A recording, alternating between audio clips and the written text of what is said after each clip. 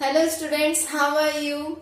Welcome to biology class. Today we are going to start a new chapter of Essay 2, that is chapter number 4, Heredity and Evolution. Covid pandemic के कारण बेटा CBSE board ने इस chapter में कुछ part delete कर दिया है एवोल्यूशन का, तो हमें यहाँ पर मेन एम्फेसाइज देना है हेरिडिटी पार्ट पे। एवोल्यूशन पार्ट जो है ऑलमोस्ट डिलीट हो चुका है, तो इस ईयर हम एवोल्यूशन पार्ट टच नहीं कर रहे हैं, हम हेरिडिटी पार्ट को स्टडी करेंगे। लिविंग ऑर्गेनिजम्स अपनी लाइफ की कंटिन्यूटी मेंटेन करने के लिए रिप्रोडक्शन प्रोसेस यूज करते हैं। रिप्रोडक्शन में वो अपने यंग वन को प्रोड्यूस करते हैं। ये जो यंग वन होते हैं ये या तो एसेक्सुअली रिप्रोड्यूस होके प्रोड्यूस हो रहे हैं या फिर सेक्सुअल मेथड यूज करके प्रोड्यूस हो रहे हैं। एसेक्सुअल मेथड में जो यंग वन प्रोड्यूस होते हैं ये ऑलमोस्ट अपने पेरेंट के साथ रिसेम्बलेंस शो करते हैं, मतलब ये आइडेंटिकल होते हैं अपने पेरेंट्स के, that's why they are also termed as clones. But sexual reproduction में जो यंग वन प्रोड्यूस होते हैं ये रिसेम्बल तो शो करते हैं, मतलब कुछ हद तक रिसेम्बल करते हैं अपने पेरेंट्स के साथ, पर कुछ कैरेक्टर्स में ये डिफरेंट भी होते हैं, जिसके कारण कुछ डिफरेंस प्रोड्यूस किया जाता है। इन्हीं डिफरेंसेस को हम वेरिएशंस कहते हैं। ये जो वेरिएशंस हैं जो कि सेक्सुअल रिप्रोडक्शन के टाइम ज्यादा देखने को मिलता है as compare to asexual reproduction, ये प्रोड्यूस होते हैं by certain changes in the sequence of DNA. ठीक है, क्रोमोसोम्स जो होते हैं वो डीएनए से बने हुए होते हैं और सेल डिवीजन के टाइम या रिप्रोडक्शन के टाइम यही क्रोमोसोम पेरेंट से यंग वन में ट्रांसफर होते हैं। तो जब इनका ट्रांसफरिंग होता है तो इन क्रोमोसोम्स की मिक्सिंग होती है। सेक्सुअल रिप्रोडक्शन की बात करें तो दो टाइम में यहाँ पर सीक्वेंस में चेंजेस आ रहे हैं। एक तो आ रहा है जर्म सेल्स के फॉर्मेशन के टाइम मियोसिस प्रोसेस में, दूसरा आ रहा है फ्यूजन के टाइम जिसे हम फर्टिलाइजेशन भी कहते हैं। यहाँ पर दो गैमेट्स के जेनेटिक मटेरियल फ्यूज होते हैं जिसके कारण क्रोमोसोम्स की मिक्सिंग होती है और वेरिएशंस क्रिएट होते हैं। अभी हम वेरिएशंस की बात कर रहे हैं, तो वेरिएशंस क्यों जरूरी है? वेरिएशन जरूरी है किसी भी स्पीसीज को एग्जिस्टेंस में बनाए रखने के लिए। जब तक स्पीसीज अपने आप को अडेप्ट नहीं कर लेती एनवायरनमेंट के साथ, तब तक वो एग्जिस्टेंस में नहीं रह सकती। ठीक है, तो एडेप्टेशन क्रिएट करने के लिए ये वेरिएशंस बहुत इंपॉर्टेंट है। फॉर एग्जाम्पल मॉस्किटो का एग्जाम्पल हम ले लेते हैं। प्रीवियस टाइम में जो मॉस्किटोज थे ये इंसेक्टिसाइड्स के प्रति अपना रिस्पॉन्स शो नहीं कर पाते थे, किल हो जाते थे इन इंसेक्टिसाइड्स के कारण। पर धीरे धीरे जब इनके रिप्रोडक्शन से नए यंग वन प्रोड्यूस होने लगे तो उनमें इतना एडेप्टेशन आ गया कि वो अब इन इंसेक्टिसाइड्स के प्रति सेफ हो गए हैं और अपना एडेप्टेशन शो कर लिया। तो आज के टाइम में जो पुराने इंसेक्टिसाइड्स है वो बेकार हो चुके हैं, उनका कोई असर इन मॉस्किटोज पे नहीं होता। तो इस तरह से लाइफ की मेंटेनेंस को सस्टेन करने के लिए, कंटिन्यूटी बनाए रखने के लिए एडेप्टेशन की रिक्वायरमेंट होती है और ये एडेप्टेशन वेरिएशंस के कारण ही पॉसिबल होता है। इस चैप्टर में हम पढ़ेंगे कि किस तरह से वेरिएशन प्रोड्यूस हो रहा है, कितने टाइप्स के वेरिएशन है और ये वेरिएशन एक जनरेशन से दूसरी जनरेशन में किस तरह से इनहेरिट हो रहे हैं। तो ये हम इस चैप्टर में शुरुआत में स्टडी करेंगे। हम स्टार्ट करते हैं अपना टॉपिक बाय वेरिएशंस। वेरिएशंस को आप कैसे डिफाइन करेंगे? इट इज अ स्ट्रक्चरल और functional change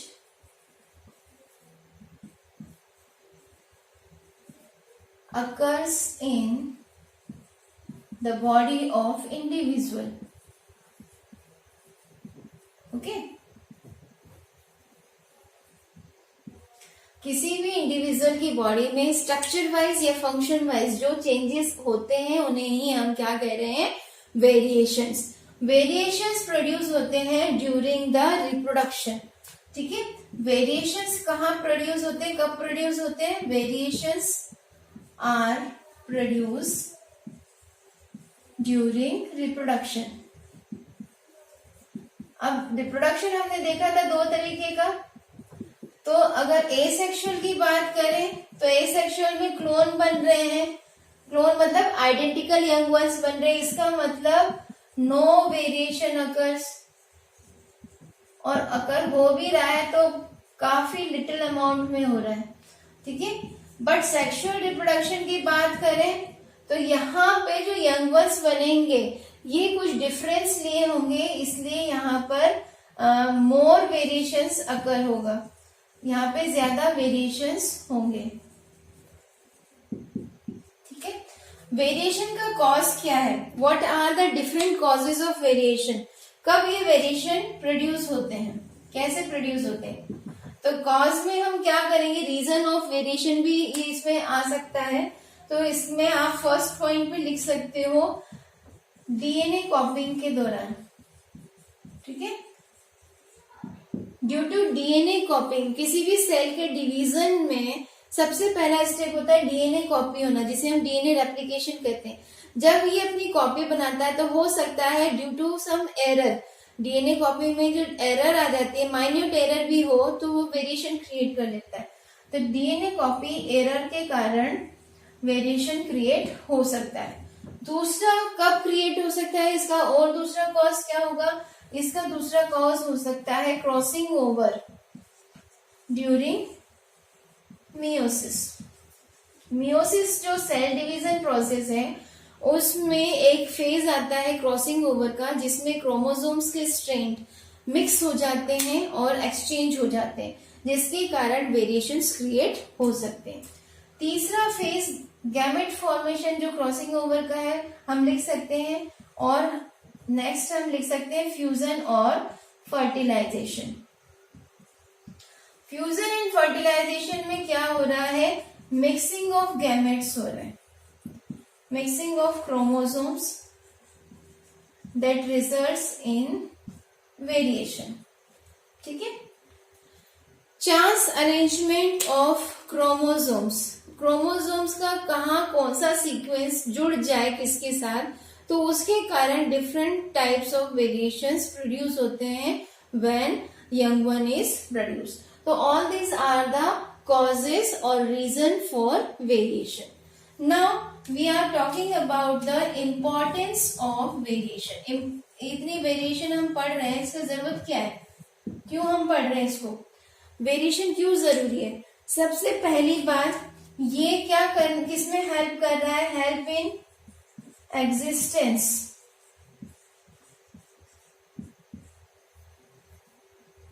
of species. Earth पर किसी स्पीसीज की लाइफ को कंटिन्यू बनाए रखने के लिए ये हेल्प कर रहा है। कैसे हेल्प कर रहा है? Bye means of adaptation.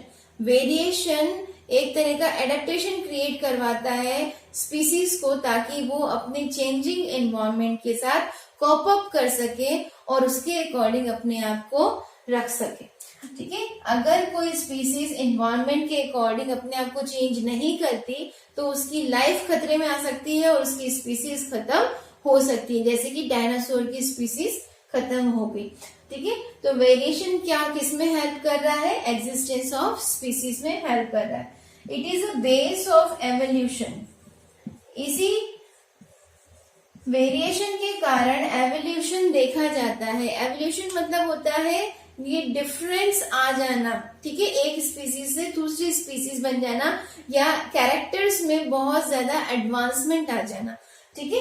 तो ये कैसे होता है, धीरे धीरे धीरे धीरे वेरिएशंस एक्यूमुलेट हो जाते हैं one generation to another generation, और ये वेरिएशन अगर यूजफुल है तो ये स्पीसीज को आगे कंटिन्यू करवाते हैं, और अगर नॉट यूजफुल है या अनयूजफुल है तो स्पीसीज उसी लेवल पर उसी इरा में फिनिश हो जाती है, खत्म हो जाती है, ठीक है, आगे कंटिन्यू नहीं हो पाती। तो जितने भी यूजफुल वेरिएशन है ये एवोल्यूशन का बेस क्रिएट करते हैं। इसी दौरान जो एक्यूमुलेशन हो रहा है, due to accumulation of variations, यहाँ पर न्यू स्पीसीज का फॉर्मेशन हो सकता है, ठीक है, न्यू स्पीसीज फॉर्म। ये जो न्यू स्पीसीज होगी ये अपनी प्री एग्जिस्टिंग स्पीसीज से बिल्कुल डिफरेंट होगी। जैसे कि ह्यूमन बीइंग का एवोल्यूशन, ह्यूमन बीइंग कहा जाता है, इनके एंसेस्टर जो है वो एप हुआ करते थे। तो एप में जब वेरिएशंस आने शुरू हुए और बहुत सारे जनरेशन के बाद जब ये वेरिएशन एक्यूमुलेट होते गए, तो आज के टाइम में जो नई स्पीसीज बनके तैयार हुई है वो ह्यूमन के रूप में हमें दिखाई दे रही है। मतलब प्री एग्जिस्टिंग स्पीसीज से वेरिएशन कैरी फॉरवर्ड हुआ ओवर द डिफरेंट जनरेशंस और न्यू स्पीसीज का फॉर्मेशन हुआ। तो ये कुछ इंपॉर्टेंस है जिसके कारण हम वेरिएशन को इतना महत्व दे रहे हैं, इसको हम स्टडी कर रहे हैं। वेरिएशंस जो हैं ये एक जनरेशन से दूसरी जनरेशन ट्रांसमिट हो सकते हैं, और कैसे ट्रांसमिट होते हैं इसी को ही हम इस चैप्टर में हेरिडिटी के दौरान पढ़ेंगे। क्या क्या कैरेक्टर्स ट्रांसमिट हो सकते हैं। बिफोर गोइंग दैट हम पढ़ते हैं टाइप्स ऑफ वेरिएशन।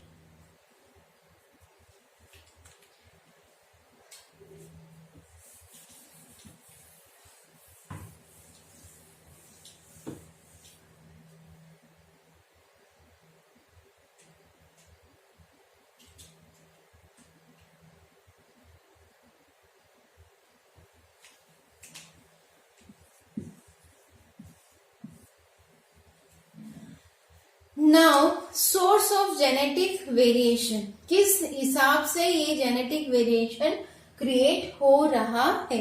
अब यहाँ पे जैसे बात है जर्म सेल की, तो जर्म सेल की फॉर्मेशन में मियोसिस प्रोसेस यूज होती है, और मियोसिस में एक प्रोसेस होती है क्रॉसिंग ओवर की। क्रॉसिंग ओवर, यहाँ पे क्या हो रहा है, यहाँ पे एक्सचेंज हो रहा है क्रोमोसोम का, ठीक है। क्रोमोसोम के एक्सचेंज होने के कारण जो डीएनए का सीक्वेंस है वो चेंज हो रहा है, that cause change in DNA sequence. और ये डीएनए ही है जो हमारे अलग अलग कैरेक्टर्स को डिफाइन करता है, ठीक है। तो इसके सीक्वेंस में अगर चेंज आ जाए तो वेरिएशंस क्रिएट हो जाते हैं, और क्योंकि ये जर्म सेल में हो रहा है तो इसलिए इस तरह के वेरिएशन को हम जेनेटिक वेरिएशन कह रहे हैं। दूसरा क्या हो सकता है, during the fertilization. During fertilization यहां हो रहा है मिक्सिंग ऑफ, जिसे हम फ्यूजन कह रहे हैं, मेल एंड फीमेल गैमेट। तो मेल एंड फीमेल गैमेट के फ्यूजन से जो जाइगोट बनेगा उसमें डिफरेंट कैरेक्टर्स होंगे as compare to parent, mother और फादर, ठीक है। तो यहाँ पे जो जाइगोट फॉर्म होगा, जाइगोट कैरी वेरिएशन।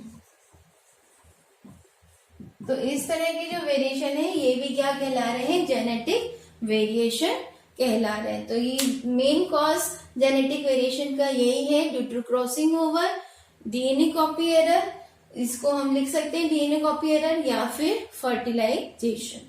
क्लियर है। अब हम बात करते हैं एक्यूमुलेशन ऑफ वेरिएशन।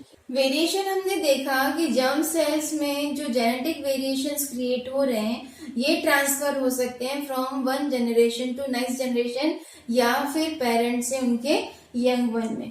मान लीजिए अगर फर्स्ट F1 जनरेशन हम देखें कि ये पेरेंट है और पेरेंट से जो यंग वन बन रहा है ये कुछ वेरिएशन लिए हुए है, ठीक है। यहाँ पे मान लीजिए वेरिएशन 1 आ गया है, ये जब पेरेंट बनेगा तो ये भी अपने यंग वन को प्रोड्यूस करेगा, और ये जो यंग वन प्रोड्यूस होगा इसमें इस वेरिएशन के अलावा और दूसरे वेरिएशन जुड़ते चले जाएंगे। तो इस तरह से जब बहुत सारे जनरेशन्स पास हो जाएंगे, करीबन 1000 और लाख जनरेशन्स के बाद अगर हम देखेंगे तो ये वेरिएशन इतने ज्यादा एक्यूमुलेट हो जाएंगे कि अब जो नई स्पीसीज अब जो स्पीसीज बनेगी वो अपने पेरेंट्स से, अपने एंसेस्टर से बिल्कुल अलग होगी। तो इस तरह की स्पीसीज को न्यू स्पीसीज कहा जाएगा, जो बिल्कुल सेपरेट होगी, डिफरेंट होगी फ्रॉम देयर एंसेस्टर। अगर हम फर्स्ट पेरेंट को देखें और 1000 या लेक जनरेशन बाद वाली स्पीसीज को देखें तो दोनों में कहीं पे भी रिसेम्बलनेस दिखाई नहीं देगी। ठीक है, that is called accumulation of variation. Specially those variations are accumulated which are useful. ठीक है, जितने भी यूजफुल वेरिएशंस हैं जो एडेप्टेशन में हेल्प कर रहे हैं वही हमारी लाइफ को कंटिन्यू कर सकते हैं। जो अनयूजफुल है उसके कारण जो एग्जिस्टेंस है वो खत्म हो जाता है। जो स्पीसीज है वो अपने आप को अडेप्ट नहीं कर पाता और उसी इरा में, उसी पीरियड में खत्म हो जाता है, डिस्ट्रॉय हो जाता है। पूरी की पूरी स्पीसीज डिस्ट्रॉय हो सकती है because of this unuseful variation. मान लीजिए कोई ह्यूमन बीइंग में सर्टेन केमिकल्स के कारण या इंफ्रारेड रेस के कारण या यूवी रेडियस के कारण यहाँ पर उनके डीएनए सीक्वेंस में चेंज आ गया, जिसे हम म्यूटेशन कहते हैं। अब जैसे ही डीएनए सीक्वेंस में चेंज आया तो इनहेरिटेंस जब होगा, जब ये रिप्रोडक्शन होगा तो यही डीएनए जो है म्यूटेड फॉर्म में ट्रांसफर हो जाएंगे यंग वन में। और इस तरह से जब ये ट्रांसफर होते रहेंगे तो कई बार क्या होता है, अनयूजफुल वेरिएशंस क्रिएट हो जाते हैं। अगर हम ये माने कि अनयूजफुल वेरिएशन क्रिएट हो गया in the form of cancerous cell, ऐसे डीएनए का सीक्वेंस बन गया है जिससे कि जो सेल है वो प्रॉपर डिवीजन ना करे, रेगुलर डिवीजन करता रहे, उसका कोई स्टॉपेज नहीं हो, तो ये कैंसर को लीड कर सकता है, इट में कॉज डिसीज। और अगर एक जनरेशन में इस तरह के डीएनए सीक्वेंस में चेंज आ जाता है तो ये हो सकता है उनके फर्दर यंग वन में भी ट्रांसमिट हो जाए। तो ये अनयूजफुल वेरिएशन है जिसके कारण उस स्पीसीज की, उस इंडिविजुअल की डेथ हो सकती है। अगर हम यूजफुल वेरिएशन की बात करें, मान लीजिए कोई जैसे ह्यूमन की बात करती हूँ, ह्यूमन जो है एक जगह से दूसरी जगह मूव करके फैले होते हैं। ठीक है, तो जैसे जैसे इनकी प्रोगेनी बढ़ते गई, इनका पॉपुलेशन बढ़ता गया, तो ये नई जो जनरेशन बन रही थी वो अपने आप को सराउंडिंग के अकॉर्डिंग अडेप्ट करती जा रही थी, जिसके कारण उनका एग्जिस्टेंस क्लियर हुआ, मेंटेन हुआ और ये स्पीसीज आज भी कंटिन्यू एग्जिस्टेंस में है। तो कुछ यूजफुल वेरिएशंस जो हैं वो एक्यूमुलेट जब होते हैं तो न्यू स्पीसीज का फॉर्मेशन करते हैं, और अनयूजफुल जब वेरिएशंस आ जाते हैं किसी जनरेशन में तो इट में lead to the extension of particular species.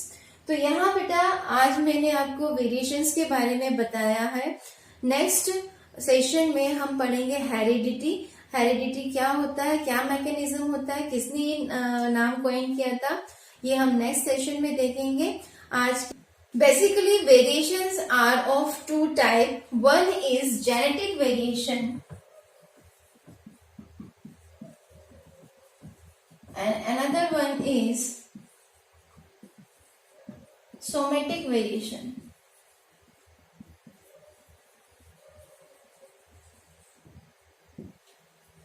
Genetic variation occurs in germ cell.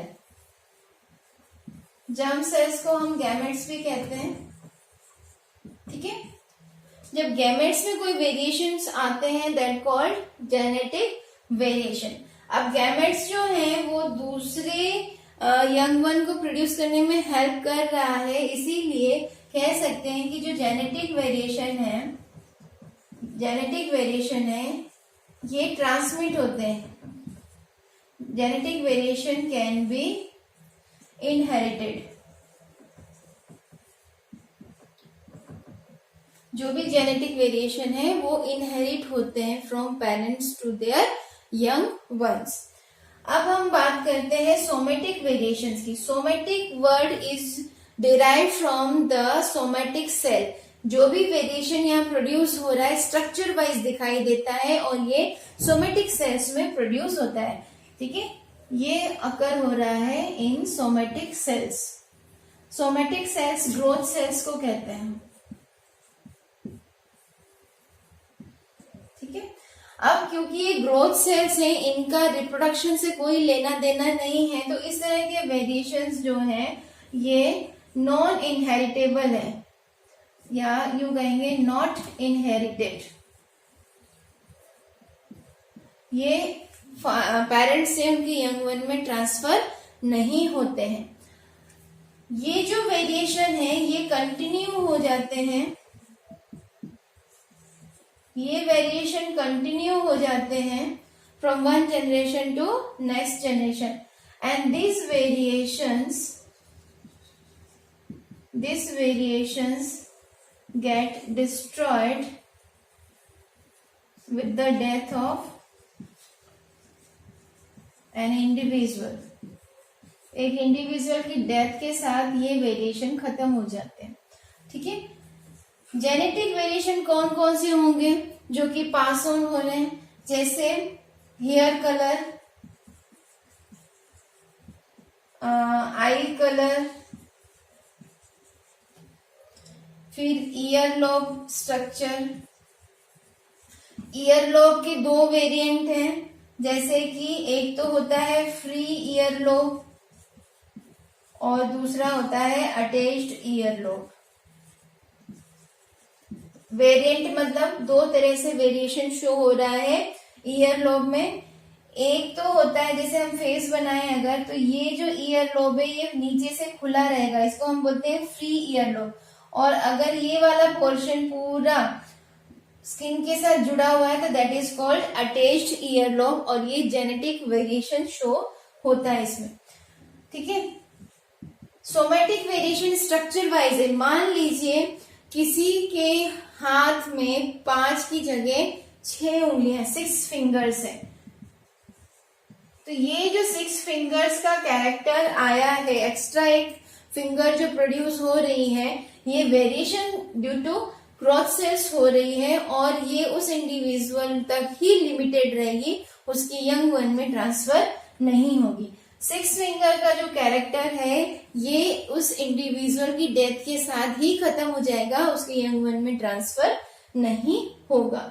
तो इस तरह के कुछ वेरिएशंस हैं जो हमें देखने को मिलेंगे, genetic variation and somatic variation.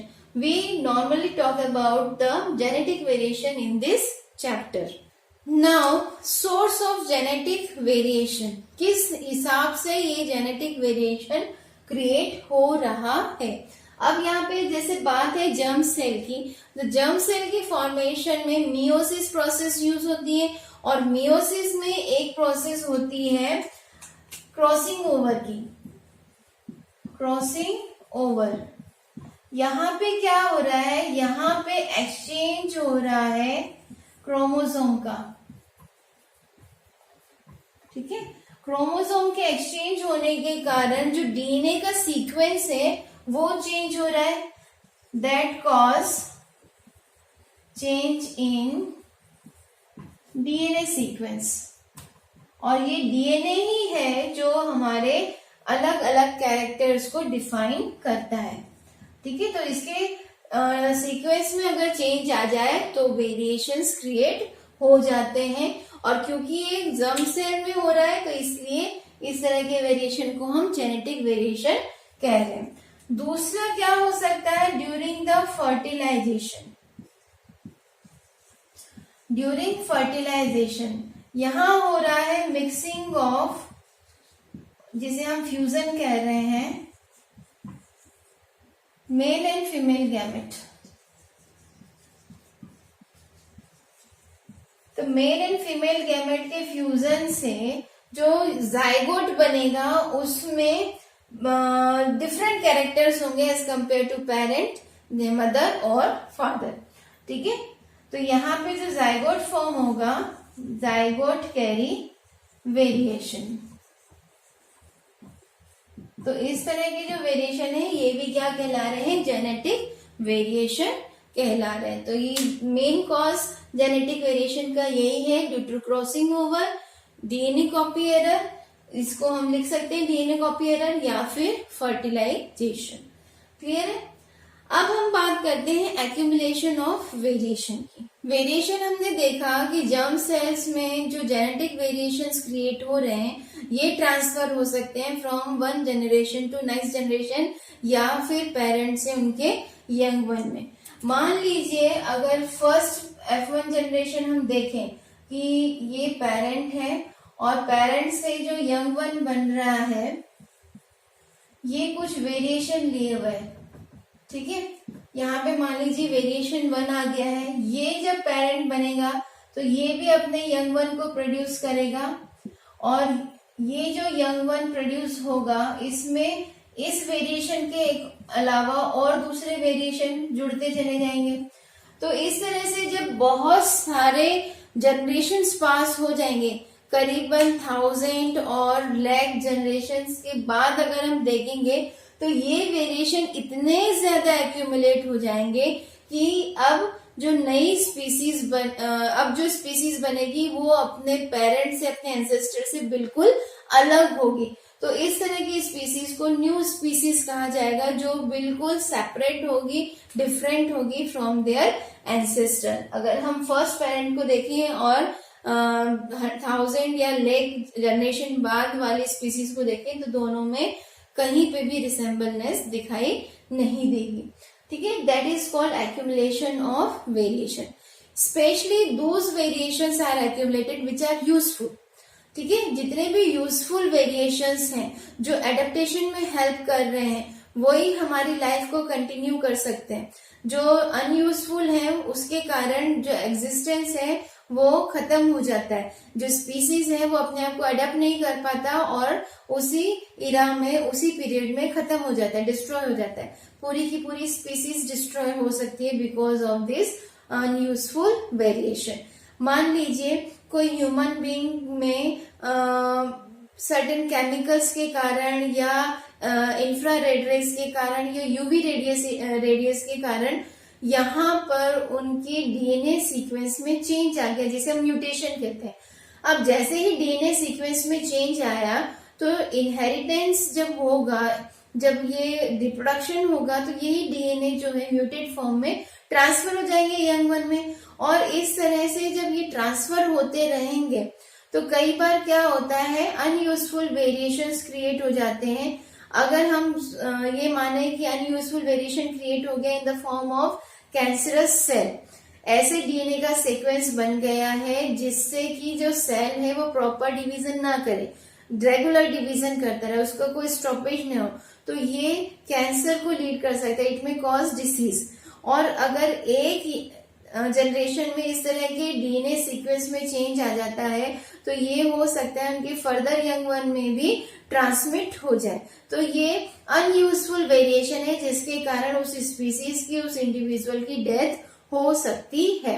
अगर हम यूजफुल वेरिएशन की बात करें, मान लीजिए कोई जैसे ह्यूमन की बात करती हूँ, ह्यूमन जो है एक जगह से दूसरी जगह मूव करके फैले होते हैं, ठीक है। तो जैसे जैसे इनकी प्रोगेनी बढ़ते गई, इनका पॉपुलेशन बढ़ता गया, तो ये नई जो जनरेशन बन रही थी वो अपने आप को सराउंडिंग के अकॉर्डिंग अडेप्ट करती जा रही थी, जिसके कारण उनका एग्जिस्टेंस क्लियर हुआ, मेंटेन हुआ और ये स्पीसीज आज भी कंटिन्यू एग्जिस्टेंस में है। तो कुछ यूजफुल वेरिएशंस जो हैं वो एक्यूमुलेट जब होते हैं तो न्यू स्पीसीज का फॉर्मेशन करते हैं, और अनयूजफुल जब वेरिएशंस आ जाते हैं किसी जनरेशन में तो इट में lead to the extension of particular species. तो यहाँ बेटा आज मैंने आपको वेरिएशंस के बारे में बताया है। नेक्स्ट सेशन में हम पढ़ेंगे हेरिडिटी।